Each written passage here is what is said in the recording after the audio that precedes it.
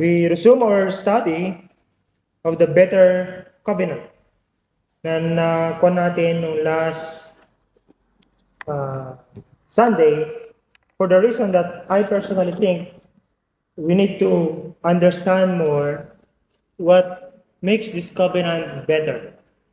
Bakit siya better? Bakit siya hindi dapat talikuran o bakit hindi dapat ituloy ng mga early believers to whom this letter to the Hebrews ay first address? Bakit hindi dapat nila talikuran yung kanilang panampalataya? What's in this covenant? And we've seen last Sunday that it's better siya because the first covenant is faulty. Faulty siya, hindi siya pa siya perfect at hindi niya dinideliver yung nais ng Diyos na ma-deliver ng mga taong naging parte ng old covenant. No? Nakita rin natin in the past Sundays that faulty siya because of the problem of the mediators. Not of the covenant itself, but the mediators, the priests, the high priest. Hindi sila eternal. Tao din sila na namamatay at kailangan mapalitan yearly. Faulty siya because of the kind of sacrifice, no? Yung mga animals, it's the blood of bulls and goats. May isang kanta na not all of the blood of bulls and goats can wash any sin, but the Christ, the heavenly Lamb, wash them all away. May hymn na gano'n, I forgot the title.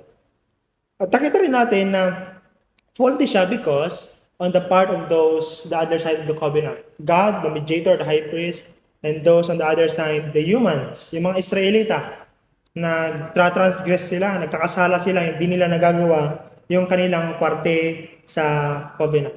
So we need a new covenant. At nakita natin nung last Sunday, and even the mga nakaraang Sundays, the new covenant is better because it fulfills. And not only it doesn't only fulfill, but transcends the promises made in the Old Testament. Hindi siya go against, it transcends. Kumbaga above siya. Hindi siya kayang abutin ng Old Covenant. Because the New Covenant, we've seen last Sunday, it emphasizes inner transformation through the power of the Holy Spirit. And not only that, everyone na part ng New Covenant ay people na may access sa presensya ng Diyos. Whereas in the Old Covenant, the only person na merong access is the priest. Sila lang yung may access, but everyone who is in Christ ay merong access sa Panginoon. That's why any one of us can intercede for others, can pray for others, can go to the God directly through Jesus Christ. At nakita rin natin na partially last Sunday, and I hope we go deeper this Sunday, that the new covenant is better because of the kind of forgiveness na ino-offer nito. It is complete, perfect, and eternal. Wag natin gamitin yung once saved, always saved. In light of our text, once forgiven, always forgiven. Minsang pinatawad, walang hanggang pinatawad yan. No? At napakalagang maintindihan natin ito, mga kapatid. Because yung mga narinig natin sa kasalukuyang panahon, maybe mga kaibigan nyo, katrabaho nyo, even maybe sa inyong mga pamilya, na iba yung thinking nila when it comes, kahit na meron ng New Testament, ang thinking pa rin nila ay parang Old Covenant. Magsimba tayo para magbawas ng kasalanan. Every Sunday, kailangan magbawas ng kasalanan. No? Sa Old Testament, yearly na naghahandog para sa ikakapatawad ng kanilang kasalanan. So it's a thing that they need to practice, to perform, to be forgiven. Or maybe in some other religious practice, not just going to church. They think that practicing such religious activities will avail them of the forgiveness of sins. Ito yung primarily pinaniniwalaan ng mga kababayan nating Romano-Katoliko. But there's another form. I think narinig ko siya last week lang. And I want to Something na maybe some of you ay alam na ito, pero na-refresh lang ako last week na oo nga, ito yung pinaniniwalaan ng karamihan sa kanila. There's another form of this kind of thinking that although they believe in the gospel, that Christ died for them, itong thinking na to ay prevalent among our Pentecostal and charismatic brothers. I say brothers because they are brothers. The need to be always covered in the blood of Christ every day and every moment. Yung thinking ba naman, kailangan everyday covered ka in the blood of Christ. Bago ka lumabas, Lord, cover us in your blood. Bago ka pumunta sa malayo, Lord, cover us in your blood. They're thinking that way. Na thinking na pag hindi ka na-covered ng blood ni Jesus Christ, paglabas mo ng bahay, pwede kang maksidente. At pag naksidente ka, dahil hindi ka na-covered ng blood ni Jesus. Something that needs to be performed, a ritual needs to be performed every day. Although, kailangan natin mag-pray lagi ng pag-iingat ng Panginoon. Pero, hindi kailangan mag-cover tayo ng blood ni Jesus Christ for it happened once only. No? Minsan lang nangyari yun at hindi na pwedeng maulit. For cleansing from daily sin, sabi ng mga kapatid nating charismatic and Pentecostals, empowerment and protection against the plan of the enemy, you need to be covered in the blood of Christ. While, let's affirm the motive. Yung motibo nila ay good, that is to remain safe, remain pure and holy. Good man yung intention nila. Nevertheless, mga kapatid, ito ay unbiblical. For the Bible tells us in 1 Peter chapter 3 verse 18, sabi dito, for Christ also suffered once, just once, for sins, the righteous, for the unrighteous, that He might bring us to God, being put to death in the flesh, but made alive in the Spirit. Once lang. Tinuturo sa atin ng letter to the Hebrew, the sufficiency of Jesus' one-time sacrifice ay sapat na. Sufficient siya. Isa yun sa mga tema sa Hebrew. So that the Christian, ito yung gusto mangyari ng writer ng Hebrew sa mga unang tagabasa niya. Ang gusto niya, itong mga Kristiyano ito is not to live in fear. You're not to be living in fear, but in confidence in living before and for God. Ayaw ng Panginoon na mamuhay ka sa pagkatakot, but in freedom and confidence to live for and before God. Sa harapan ng Diyos, sa presensya ng Diyos, at para sa Diyos. Makikita natin in Hebrews chapter 10, verse 14 to 18. Halos katabi lang ng ating passage. Sabi dito, Hebrews chapter 10, verse 14 to 18, tells us here, For by a single offering, He has perfected for all time, you see, all time, those who are being sanctified. And the Holy Spirit also bear witness to us, for after saying, This is the covenant that I will make with them after those days, declares the Lord. I will put my laws on their hearts and write them on their minds. Then he adds, I will remember their sins and their lawless deeds no more. In verse 18, dinagdag ulit, parang pinukpok para maintindihan natin. Where there is forgiveness of this, there is no longer any offering for sin. Minsan lang yung ginawa ng Panginoon at hindi na pwedeng maulit. What you need is to live by faith in that one-time event. To live by faith. Magdepende doon. That's why the new covenant, if rightly understood, makita natin na, dapat pala hindi talaga mamuhay sa pagkatakot. Mamuhay ako na may confidence, mamuhay ako na hindi anxious about what might happen in the future. Mamuhay ako ng may lakas ng loob because the covenant that God has made is perfect. Hindi siya faulty.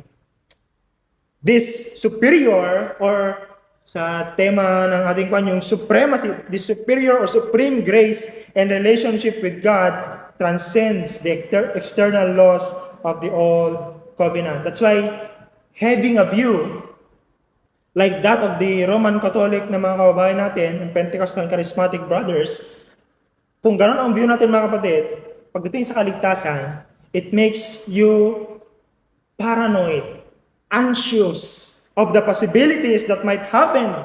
Na baka pwedeng, kung Christian ka na, at kung gano'n ang pananaw mo, baka may mangyari na nakakatakot na outside sa will ng Panginoon. But the Bible tells us it's not like that. Hindi gano'n. Because everything that happens in the life of the believer ay control at hawak ng kanyang amang nasa langit who so love him.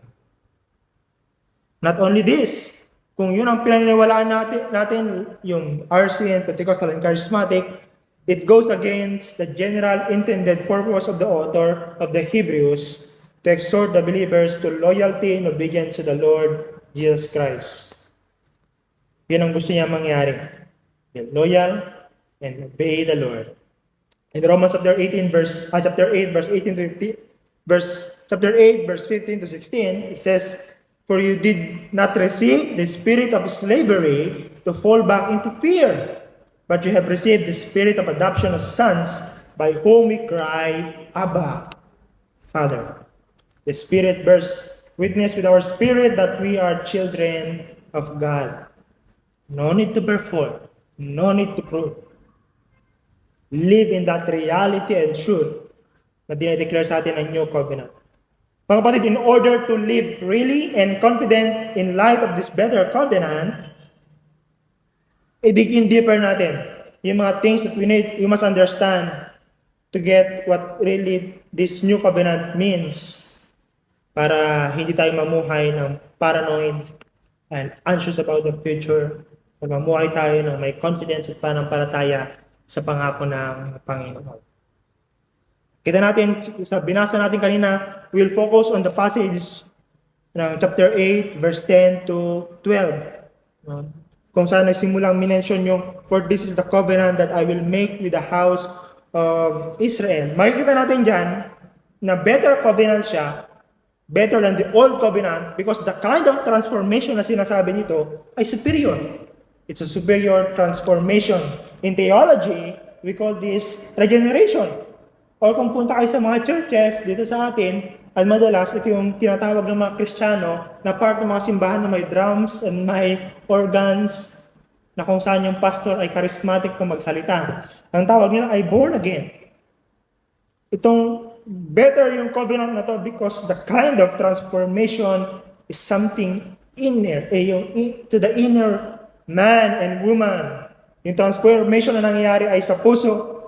Kaya regeneration or new birth, kapanganakang muli. Ito yung sinasabi ni Jesus Christ kay Nicodemus in John chapter 3.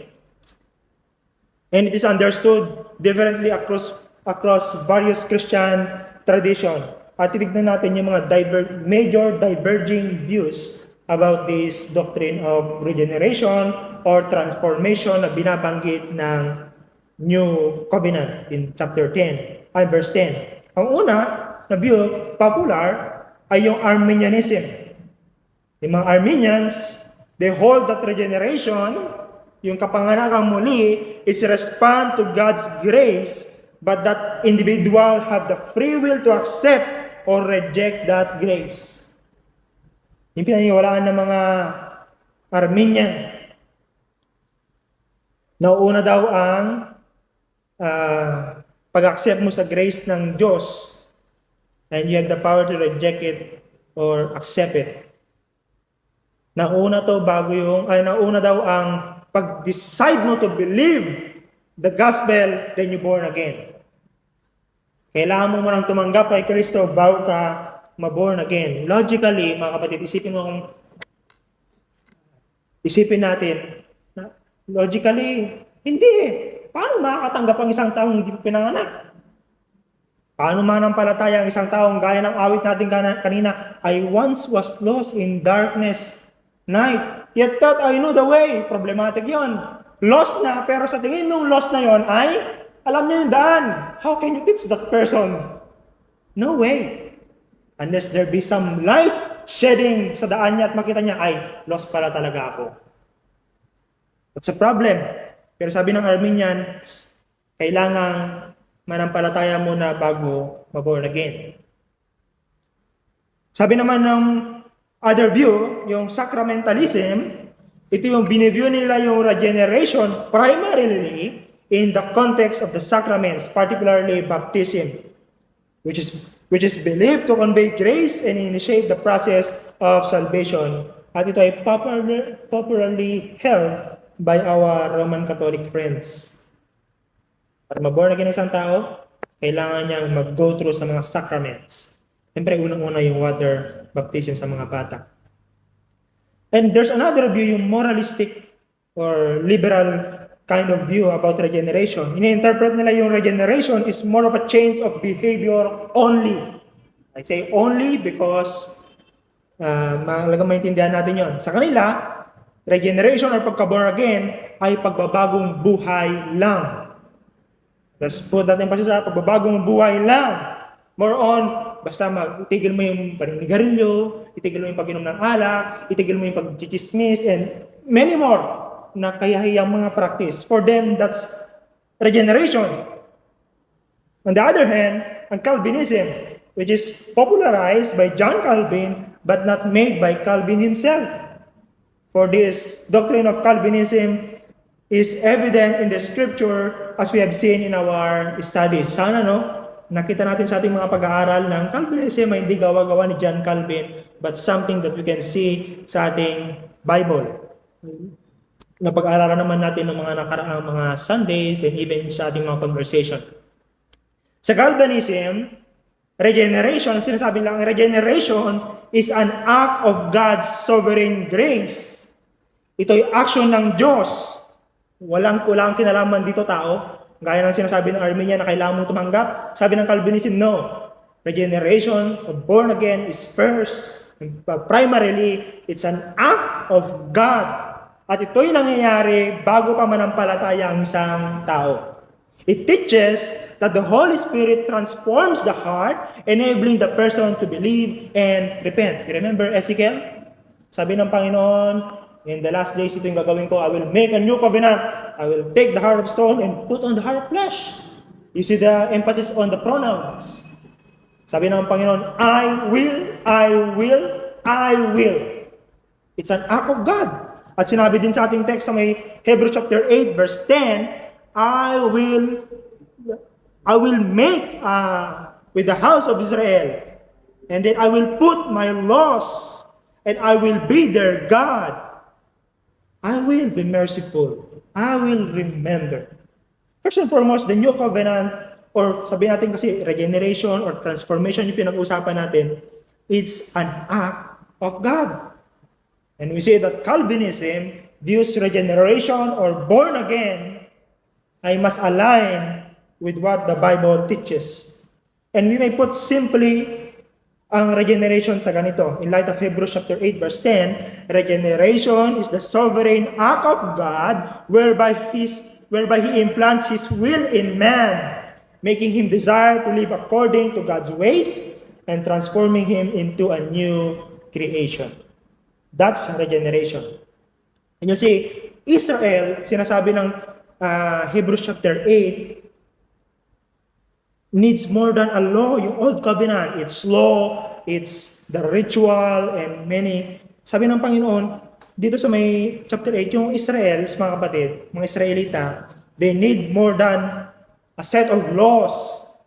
You see, they saw the miracles of, and not only na nakita nila, they experienced the miracle na ginawa ng Diyos through Moses. Nahati yung mga salot na dumating sa Egypt, nahati yung dagat, tinapay na bumababa mula sa langit, apoy sa gabi para hindi sila lamigin, ulap sa umaga para hindi sila ma-barbecue sa init sa disyerto. Nakita nila yon, and despite all of those, sabi ng Bible sa atin,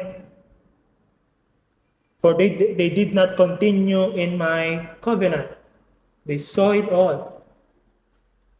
Nakita nila yung kung paano kinover ng presensya ng Panginoon pagkatakot-takot yung bundok Sinai. Nakita nila yung mga yon. And yet, sa kabila ng mga yon, they still did not continue in my covenant, sabi ng Panginoon. So ito yung kailangan. Sabi ng Panginoon, hindi nila ginawa ko ito, miracles, pagkatakot-takot. And yet, nagpatuloy pa rin sila sa kanilang buhay. Now, I'm going to do a new thing. I myself will transform them from the inner man. So what is a Christian, brothers and sisters? You know, the trouble is when we only define a Christian, I say only, kasi pwede naman, but it's not the only definition. The trouble is when we define a Christian only by what he does, and not by what was done to him and for him by God. You define a Christian from now on, something na ginawan ng Panginoon. Ginawa niya ng bagong puso, ng bagong pag-iisip, ng bagong buhay. Not someone who does philanthropical we admire leaders sa nakaraang bagyo na tumutulong sa ating mga kababayan. We admire them. But a Christian is more than that. Christian is a new being, new creation by God Himself. This explain, if with our numbers now, this explain why you act differently the way you act before. Hindi ka naman ganyan dati, pero bakit iba ka na mag-isip? Bakit iba ka gumalaw? Bakit iba yung mga bagay na gusto mo? Siguro hindi mo maintindihan. The only explanation that the Bible tells us, because God did something in you. It's a transformation na superior. It's a transformation na ginagawa mo yung mabuting bagay hindi dahil sa takot kang makulong, takot kang mapahiya, takot kang mapagalitan. Ginagawa mo yun because that's who you are. It's springing from within. And it's the work of God as stated in our text this morning. Secondly, better covenant ito mga kapatid because of the superior relationship with God. You know, sinabi sa may verse 10 in the last two lines, sabi, and I will be their God, and they shall be my people, and then they shall all know me from the least of them to the greatest. At mga kapatid, itong superior relationship na ito, my God and my people, is a relationship that a result ito ng ginawa ng Panginoon sa may verse 10, yung superior transformation. It's a result of regeneration, a kind of knowing that makes us, that goes beyond the superficial na kind of knowing, that goes beyond sa intellectual, but something internal. Yung relationship na ito ay internal. Makes the person who believes in the new covenant a family of God. And unlike the Old Testament, unlike in the Old Covenant, na sinasabi kasi ng Old Covenant, as long as you keep these things in light of what I've said, you will be my people. I will protect you, I will bless you, I will give you all the things that you need. I will protect you from your enemies. I will make you successful and many more. Sabi ng, as long as you keep this and that, as long as you perform this and that, I will be your God and you will be my people. Sabi sa Exodus chapter 19 verse 5 and 6, sabi ganito, now therefore, if you will indeed obey my voice and keep my covenant, yun yung prerequisite, you shall be my treasured possession among all peoples, for all the earth is mine, and you shall be to me a kingdom of priests and a holy nation, as long as you obey my voice and you keep my covenant. Another, in Leviticus chapter 18, sabi, you shall follow my rules and keep my statutes and walk in them. I am the Lord your God. You shall therefore keep my statutes and my rules. If a person does them, he shall live by them. I am the Lord. See, yung Old Covenant ay nakadepende sa if you keep this, if you keep that. But this New Covenant is dependent on sa sinasabi ng Panginoon, I will do this. I will make you a new heart. I will give you a new mind. Nakadepende doon. So parang yung Old Covenant sa workplace, civil lang. No? Civil kind of relationship. After the contract sa workplace, you're done with your relationship with people doon. But if you have developed an intimate relationship that makes you become familiar with each other, even outside the workplace, you are friends. That kind of familiarity, brothers and sisters, is the kind of familiarity talk about here. Hindi siya kontrata lang na parehas kayo nagpirma. It's a kind of familiarity that goes beyond the paper. It's a kind of familiarity na spiritual. Sabi ng Panginoon, it's the reason why we call to the Lord, Abba, Father. It's a relationship na hindi nakabase sa work or performance. Ito yung homily nung father kanina sa kapitbahay namin. Sabi ko, buti pa si father, medyo biblical yung kanyang homily. Mas biblical pa siya compared to other pastors. Sabi niya, yung identity mo sa Panginoon ay hindi nakabase kung 75 ang grade mo sa school. No, hindi yan yung dahilan. Nakabase ito sa kung ano yung sinasabi ng Panginoon sa iyo. At ano sinasabi ng Panginoon sa iyo? I will be your God and you will be my people. It's a promise, it's an identity, it's a covenant, gaya ng sinabi natin kanina, na better because it is founded on better promises. As Hebrews chapter 8 tells us.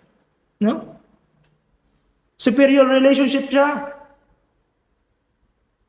Because ito ay promise made by God Himself. Sabi ng Panginoon, this I will do through my Son, and this I will do to you, and you will be my people, I will be your God. Superior siya. No? Hindi mo siya kailangang i-perform every day. Hindi siya parang damit na kailangan mong isuot. Or sing-sing. Sing-sing. Na pag tinanggal mo, hindi na ako kasal. No, hindi siya ganun. Hindi siya sinusuot. Something inward. Something na you cannot take. Ang sabi ni Jesus Christ, can a leopard change his spots? Pwede yung palitan ng leopard yung kanyang spots? No! Nasa DNA. And that's what the Bible is telling us here. It's a whole totally new creation. Hindi ito pwedeng isuot at tanggalin mo lang. Something inherent. Something in your DNA. At ito'y gawa ng Panginoon. And lastly, it's a better covenant because of the kind of forgiveness we receive. It's a superior kind of forgiveness because it's a forgiveness that lasts eternally. It's a forgiveness na sinasabi ng Panginoon in Hebrews chapter 10, verse 17 to 18, says here, I will remember their sins and their lawless deeds no more. O kahit na remember mo pa yung kasalanan mo 2 years ago, 5 years ago, the Lord God said, no more. I don't remember them. Posible ba makalimot ang Panginoon? Sinasabi ng Panginoon, no? I will not bring them against you. They are done. They are washed away. They are paid. Nabayaran na sila. At hindi kita singilin. Usually sa mga magkapatid, sa mga nasa pamilya, no? Hindi ko pa nakalimutan yung ginawa mo sa akin noon. Kala mo nakalimutan ko na? Nandito. Ang Panginoon hindi. I will remember your sins no more. Yung mga kinanta natin kanina, what love could remember. Yeah, may linya dun. What love could remember no wrongs we have done.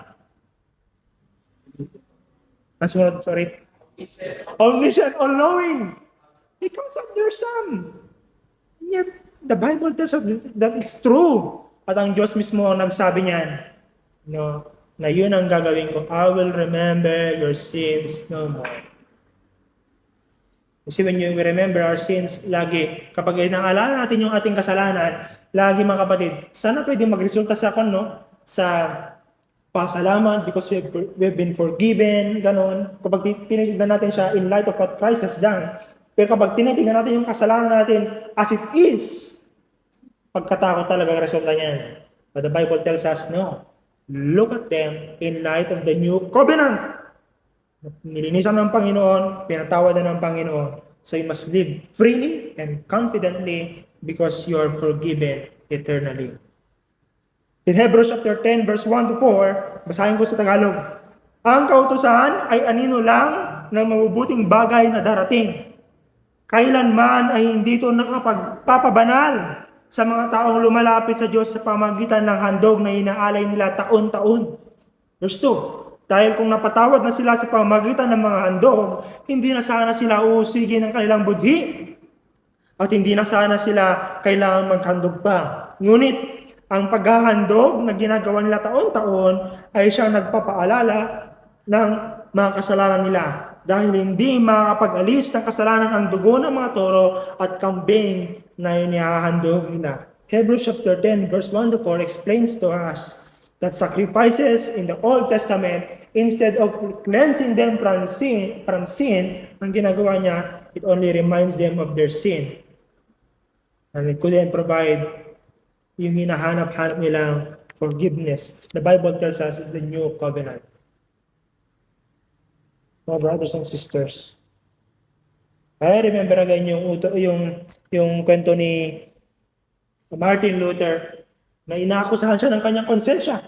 The devil comes and accusing him. Luther, you're this and that and that. Sabi ni Luther, is that all? Baka meron ka pang hindi nalista. Isulat mo lahat. Sarcastic.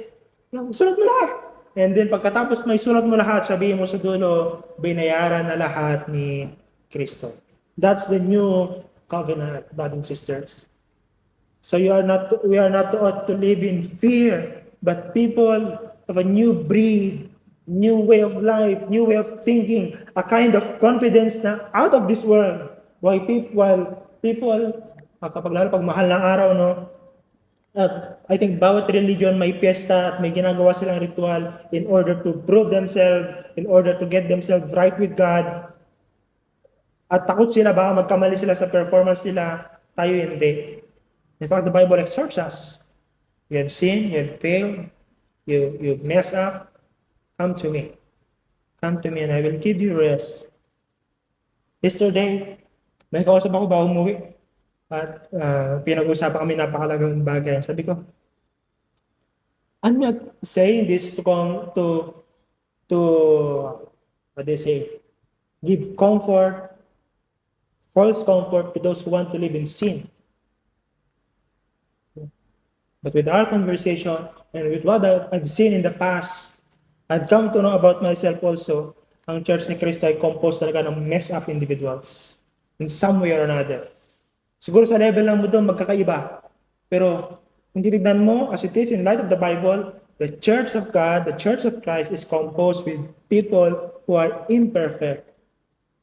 Nakakaya, hindi pasok pa sa standard ng iba pang religion. The only thing that makes them worthy, perfect, lovable, is the new covenant in Christ. So brothers and sisters, I don't know again what might happen in the future, what might happen to you, to me, to the church, and to other church leaders we look up to. Magandang gayahin natin sila. Pero ang pinaka dapat gawin natin at hindi dapat mawala sa atin ay ang pagdepende natin sa Panginoon sa Kristo. Madaling sabihin, but as Pastor Arnel Tan, Davao Chinese Baptist Church, sabi niya, yung title lang isang message niya, The Long Spiritual Journey of Trusting God. So one-time event, but it's a long journey. Trusting God every day in, day out, trusting and who He is and what He says about us. Let's take for a moment and pause. Maybe you want to ask for forgiveness sa Panginoon for putting your confidence in rituals and not in what He has done. Maybe you want to ask God for grace to live by in light of this truth na dinedeclare sa atin ng Bible.